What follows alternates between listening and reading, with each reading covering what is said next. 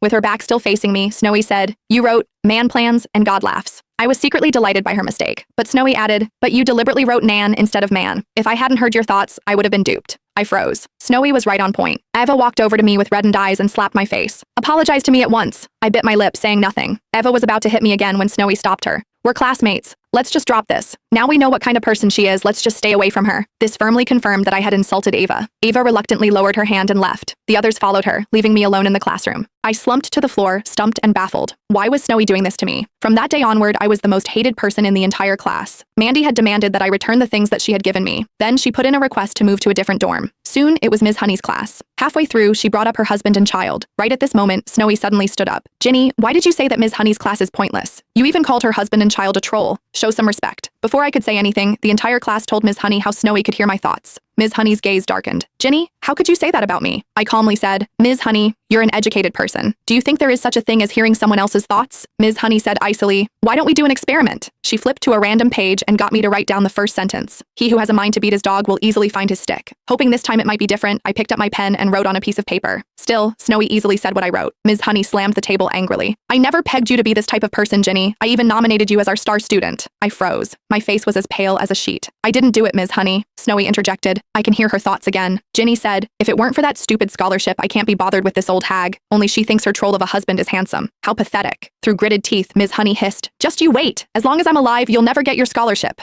I groaned and tried to defend myself, but Snowy said once more. Ginny said, "It doesn't matter if I don't have the scholarship." Luckily, I was smart enough to pretend to be poor to apply for financial aid. "Once I have the money, I'll go and get the newest phone." Snowy looked at me and said with surprise, "Ginny, the financial aid has a quota. How could you take away this aid from those who really need it, all just for a new phone?" Ms. Honey looked murderous. Not only did she write me up for disciplinary action, but she even revoked my financial aid. Without the financial aid, my life savings depleted quickly. I had no choice but to quit school and find a job. Just when I was packing up, I suddenly thought of the 3 experiments that Snowy did to prove that she could hear my thoughts. I thought about it over and over, finally realizing something was not right. There was something that could prove my innocence. I put my luggage down and turned to look for Ms. Honey. I asked for 3 days of absence from school to prove my suspicions. 3 days later, I had just stepped into class to see everyone looking at me loathingly. At the front were the counselor and the college administrators, accompanied by several police officers. One police officer walked up to me with a stern face. "You must be Ginny Sanders, right? Please come with us. You're under suspicion for the theft of confidential university documents." I remained in the same spot. "What confidential documents? I don't understand." Snowy walked over with a smile. "Don't play dumb. Those documents were the design blueprint for the latest security network. You stole it and sold it to a foreign nation. Ginny, what you did isn't just illegal, it's treason. You'd be despised by the entire nation and spat on for the rest of your life." I nodded. Someone who committed such a crime should be despised and spat on by the nation. But when exactly were the documents stolen? What was the exact time? Where was it stolen? Snowy's gaze darkened. "Why are you asking so many questions? Are you just trying to stall the